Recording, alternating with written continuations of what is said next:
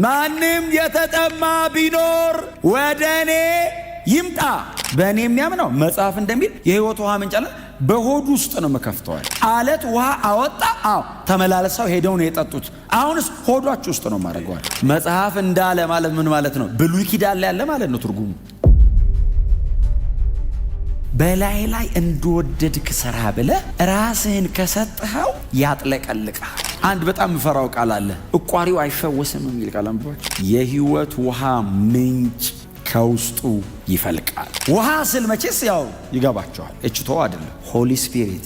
ሰዎቹ እጃቸውን ብድግ አድርጉና ወንድሞች ምን እናድርግ ሲሏቸው ንስሐ ግቡ በጌታ እመኑ አላቸውና የመንፈስ ቅዱስ ስጦታን ተቀበሉ አላቸው። ምክንያቱም በእኔ የሚያምን ያለው ኢየሱስ። ይሄንን ለመቀበልና በዚህ ለመሞላት ምንድነው ኳሊፊኬሽኑ? በእኔ ማመን።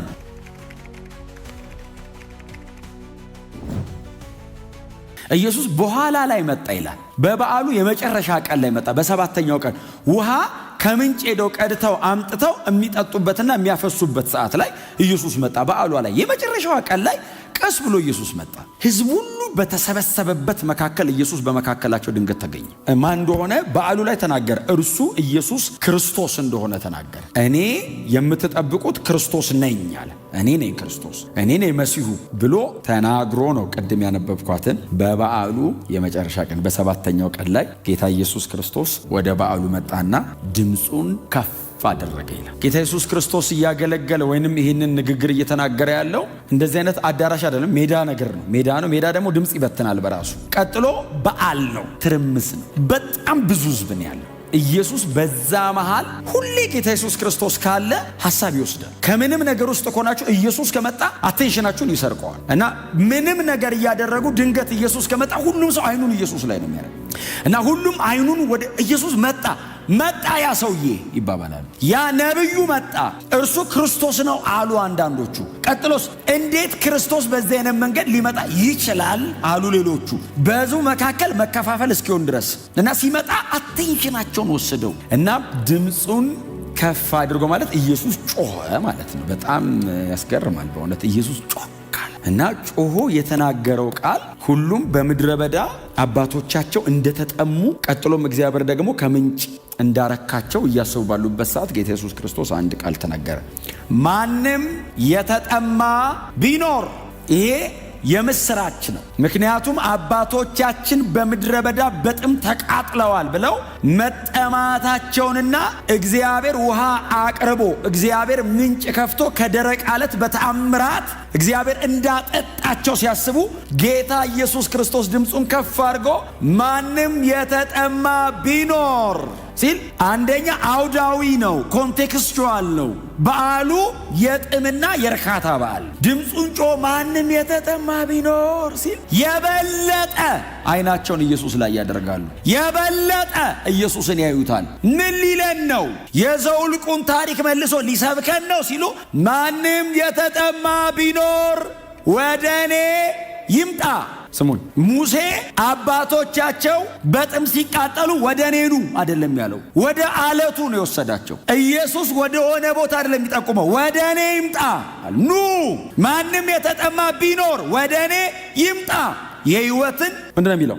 በእኔ የሚያምን መጽሐፍ እንዳለ ማለት ምን ማለት ነው? ብሉይ ኪዳን ላይ ያለ ማለት ነው ትርጉሙ። ምክንያቱም ኢየሱስ ሜንሽን እያደረገ ያለው ስክሪፕቸር ነው። ጌታ ኢየሱስ ወደ ኋላ ተመልሶ ጥቅስ እያስገባ ነው ለሚናገረው ነገር። በእኔ የሚያምን ይሄ አሁን ነው። መጽሐፍ እንዳለ ያለፈ ጊዜ ነው። ለምናገረው ለዚህ ነገር የመጽሐፍ ቃል አለኝ ይላል ኢየሱስ። he was man of scripture አይደል? የመጽሐፉ ሰው ነው ኢየሱስ። መጽሐፍ ቅዱስ ላይ ወክ ያደረገው እሱ ነው። ማንም የመጽሐፉ ሰው የለም። መጽሐፍ ቅዱስን ሰው ሊተረጉመውና ሊያብራራውና ሊሰብከው ይችላል። ኢየሱስ መጽሐፍ ቅዱሱን ተራምዶታል። የተጻፈው በሙሉ ስለሱ ነው። እሱ እግሩን ብድግ እያደረገ ሲራመድ ከዘፍጥረት ጀምሮ እስከ ሚልኪያስ ድረስ ወክ አድርጎታል። የመጽሐፉ ሰው ነው። ከዚህም በኋላ የሚጻፈው ደግሞ ስለሱ ነው፣ ወንጌላት ላይ ስለሆነ። መጽሐፍ እንዳለ የሕይወት ውሃ ምንጭ ከውስጡ ይፈልቃል። እና ጌታ ኢየሱስ ክርስቶስ የእግዚአብሔር ስጦታ የሆነውን ውሃ አይደል እያወራ ያለው? ናቹራል ስለሆነ ውሃ ብቻ ሳይሆን ስለ መንፈስ ቅዱስ እኮ እያወራ እኮ ነው። የእግዚአብሔር ስጦታ የሆነውን ውሃ አጠጪኝ የሚልሽ ማን እንደሆነ ብታቂ ኖሮ አንቺ ትለምኙ ነበር ብሎ ቀጥሎ እሱ ምን ይሰጥሻል ነው ያላት?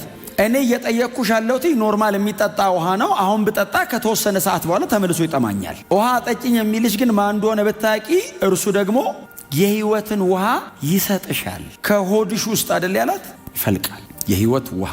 ማንም የተጠማ ቢኖር መጽሐፍ እንደሚል በእኔ የሚያምን መጽሐፍ እንደሚል የሕይወት ውሃ ምንጭ ከውስጡ ይፈልቅ። ተመላላሽ አይሆንም። ቋሚ ነገር እሰጠዋል። ሁሌ እየሄደ አይቀዳም። ምንጭ ሆድ ውስጥ ነው መከፍተዋል። ጌታ ላይ ተተከሉ። እውነቴን ነው የምላችሁ። ከሰው ጋር አያያዝ ህይወታችሁ ከጌታ ጋር አርጉት። ግጠሙ ጌታ ላይ። ኢየሱስ እንደዚህ አለ፣ በሆዱ ውስጥ አለ በእኔ የሚያምነው መጽሐፍ እንደሚል የሕይወት ውሃ ምንጭ አለ በሆዱ ውስጥ ነው መከፍተዋል፣ እሰጠዋለሁ አለ። እነሱ አሁን ምን ያደርጋሉ መሰላችሁ? ሮጠው ሄደው ወንዝ ሄዱና ውሃ ቀድተው ይመጡና ይጠጣሉ።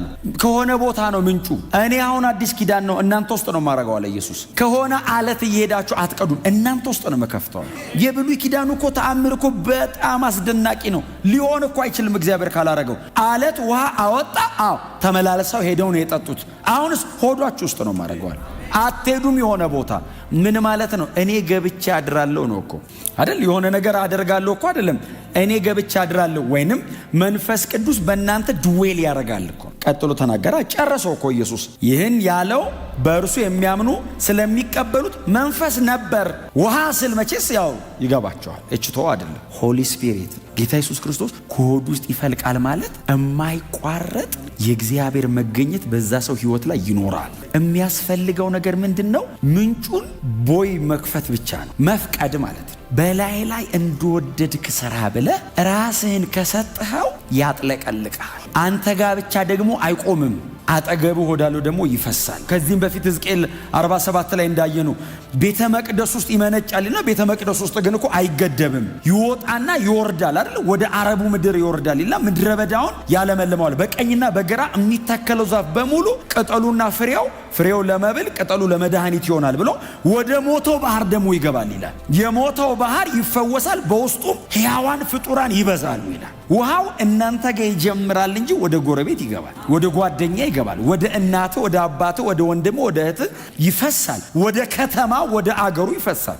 ሐዋርያት ሥራን እኮ ማየት ነው። ጌታ ኢየሱስ ክርስቶስ ይህንን ውሃ የከፈተው ሊትራሊ ካየነው ኢየሱስ ይህንን ውሃ የከፈተው 11 ሰው ሆድ ውስጥ ነው። 12 ነበሩ፣ አንዱ ትቶ ስለሄደ 11 ሰው ውስጥ ነው የከፈተው። ዝም ብላችሁ ግን ሐዋርያት ሥራን እስቲ እዩት፣ 120 ሆኑ። ከዛስ 3000 ሲጨመር ጴጥሮስ ምንድን ነው ያላቸው? ሰዎቹ እጃቸውን ብድግ አድርጉና ወንድሞች ምን እናድርግ ሲሏቸው ንስሐ ግቡ በጌታ እመኑ አላቸውና የመንፈስ ቅዱስ ስጦታን ተቀበሉ አላቸው። አሁን ወንዙ ከ11 ሰው ወደ 120 ሰው፣ ከ120 ሰው ወደ 3000 ሰው ሄደ። ከ3000 ወደ 5000፣ ቀጥሎ ወደ ከተማ፣ ከዛስ እንደ አገር ወደ እስራኤል፣ አልበቃለ ወደ ሮም፣ አልበቃለ ወደ አፍሪካ፣ ኤዥያ፣ ዩሮፕ። አሁንስ ይሄው ዘንድሮ እዚህ አዲስ አበባ ወንዙ ሄያጅ ነው። አንድ በጣም ምፈራው ቃል አለ፣ እቋሪው አይፈወስም የሚል ቃል አንብባችሁ። ወንዝ ማለት አንድ ቦታ የማይቆም ነው። ወንዝ ከረንት አለው፣ ሁሌ ሄያጅ ነው ወንዝ። ስለዚህ እንትን አያጠቃውም ማለት ዲኬ ምናምን አይበላሽም። ቁጭ የሚል ፍሎ የሌለው ነገር ግን የመበላሸት እድሉ አሁን የተለያየ ነገር ይይዛል፣ ውስጡ የተለያየ ነገር ይፈጥራል። ውሃው ይበላሻል። ከዛስ እንደው ብታስወግዱት ጥሩ ነው፣ የተለያዩ ነገሮች መራቢያ ይሆናል። እና ጌታ ኢየሱስ ክርስቶስ ምንጭ አለ።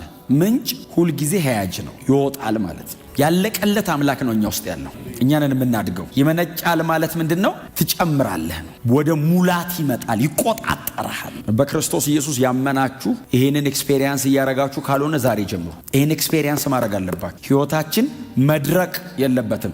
በጌታ ሆነን ካመንን ህይወታችን ከድርቀት ነፃ መሆን አለበት። ከጥም ወደ እርካታ መቀየር አለበት። ምክንያቱም በእኔ የሚያምን ያለው ኢየሱስ። ይሄንን ለመቀበልና በዚህ ለመሞላት ምንድነው ኳሊፊኬሽኑ? በእኔ ማመን፣ በጌታ ማመን ብቻ በዚህ ህይወት ለመኖር የመጀመሪያም የመጨረሻ መመዘኛ ነው። ክብር ለኢየሱስ ይሁን። ስለዚህ ህይወቴ ላይ በጣም ድርቀት አለ፣ አስቸግሮኛል የምትሉ ሰዎች መድኃኒቱ ይሄንን ምንጭ እዚህ ውስጥ እንዲከፍተው መፍቀድ። ይሄ ምንጭ ከተከፈተ አንተ አትጠቁመውም፣ አንተ አትመራውም፣ ይወርስሃል፣ ይይዝሃል፣ ይቆጣጠርሃል። ሁሌ ፍሬሽ ነው የምትሆን። መንፈስ ቅዱስ ጋር አብሮ የሚውል ሰው ያስታውቃል። አይቆራረጥም ህይወቱ። ሁሌ ፍሎዋል፣ ሁሌ እሳት ነው፣ ሁሌ ሪቫይቭድ ነው፣ ሁሌ ወንጌል ሰባኪ ነው፣ ሁሌ በክርስቶስ ኢየሱስ የሚደነቅ ነው። የመንፈስ ቅዱስ ሥራ ይሄ ስለሆነ ከሆዱ ይፈልቃል አለ። ይህንንም ያለው በእርሱ የሚያምኑ ስለሚቀበሉት ስለ መንፈሱ ነው። ኢየሱስ ገና ስላልከበረ መንፈስ አልተሰጠም ነበር። የኢየሱስ መክበር ሰፊ ነው አይደል? በተለይ በዮሐንስ ወንጌል የእግዚአብሔር ክብር በእርሱ እንዲገለጥ የሚላምባቸው ዮሐንስ 9 ላይ ክብሩን መግለጥ ፈልጉ የሚል ዮሐንስ 11 ላይ፣ ከዛ ዮሐንስ 2 ላይ ነው ክብሩን ገለጠ። ክብር ዮሐንስ ወንጌል ላይ መክበር፣ ክብር የሚባሉ ተሰብስበው የሚተረጎሙት መስቀል አካባቢ ክሮስ ነው። በጣም ከጠቀለላችሁት እዛ አካባቢ ነው። ከፍ ማለት አሁን ከፍ ስል ሁሉን ወደ ራሴ እሰባለሁ የሚል ቃል አንባችኋል። ምዕራፍ 13 ላይ ዮሐንስ ወንጌል ላይ ከፍ ስል አሁን ሁሉን ወደ ራሴ እሰባለሁ። አሁን ብዙ ጊዜ የሚመስለን ኢየሱስ ወደ አብ ሲያርግ ወደ ላይ ስለሆነ ወደ ላይ የሚስበን አይደለም የሚመስለው አይደል? ከፍ ስል ማለት ከመሬት 3 ጫማ ብድግ ብሎ ነው የተሰቀለው። ኢየሱስ ከመሬት 3 ጫማ ነው ከፍ ያለው። አድናችኋለሁ እኮ ነው እንጂ ወደ አብ እሄዳለሁ አይደለም። እሱ ሌላ ነገር ነው። እንደዚሁ ገብቷችሁ ከሆነ በጣም በጎ ነገር ነው። ግን ጥቅሱ ግን ከመሬት 3 ጫማ ከፍ ስሞት አስታርቃችኋለሁ ወደ ራሴ እሰባለሁ ማለት ድነት ይከናወናል። አሜን ነው። የራሱ ያደረገን እዛ ጋ ነው። እና ዮሐንስ ወንጌል ላይ እንደነዚህ አይነት ሐሳቦች መስቀል አካባቢ ነው የሚሆኑት።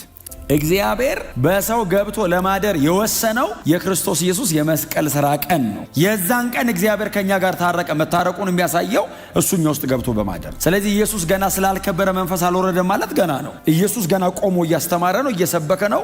መስቀል ላይ ከሚከፈለው ክፍያ በኋላ የምንቀበለውን መንፈስ ቅዱስን ጌታ ኢየሱስ ክርስቶስ አስቀድሞ አመልክቶ ተናገረ።